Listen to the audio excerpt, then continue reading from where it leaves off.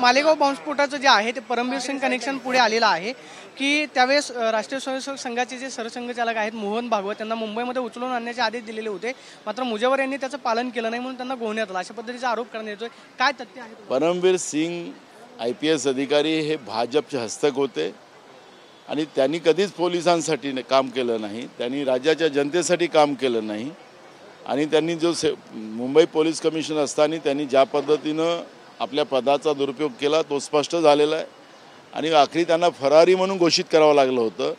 अशा या पडकुट्ट्या IPS अधिकाऱ्याला खऱ्या अर्थानं देशद्रोहाचा गुन्हा दाखल करून जन्मठेप दिली पाहिजे.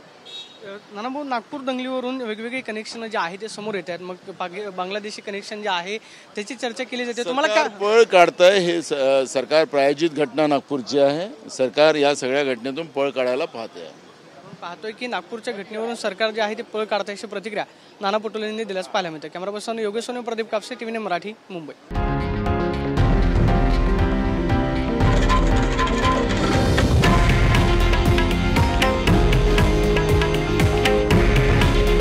हे आहे देशातील नंबर 1 न्यूज नेटवर्क आणि आपण पाहत आहात TV9 मराठी.